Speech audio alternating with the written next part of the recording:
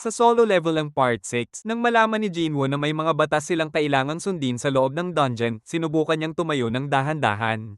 Ngunit nang makita niya ang malaking estatwa na tila bahanda ng umatake, kaagad siyang umupo at doon niya nalaman kung paano gumagana ang mga patakaran sa dungeon. Sumigaw ng malakas si Jinwoo at sinabi sa kanyang mga kasamahan na kailangan nilang yumuko sa harap ng malaking estatwa. Tinanong siya ng kanilang leader kung may natuklasan siya at ipinaliwanag niya na kapag lumampas ka ng taas sa pagkilos, kaagad kang aatakihin ng estatwa. Subalit, kung ikaw ay yuyuko sa harapan nito, hindi ka nito aatakihin. Ang ibig sabihin ng unang utos ay kailangang sambahin ang malaking estatwa sa pamamagitan ng pagyuko sa harapan nito. Dahil dito, agad silang nagsipagyukuan sa harapan ng estatwa. At biglang ngumiti ang malaking estatwa matapos nilang yumuko dito at ikinagulat ng lahat ang naging pagbabago ng ekspresyon nito. Napaisip naman si Jinwoo kung hanggang kailan nila kailangang yumuko. Maya-maya naisipan ng isang hunter na tumayo upang subukan kung hindi na ba sila aatakihin ng estatwa. At tama nga, hindi sila inatake nito. Dahil dito, agad naging kampante ang ibang hunter. Subalit, si Jinwoo ay may masamang kutob sa pangyayaring iyon.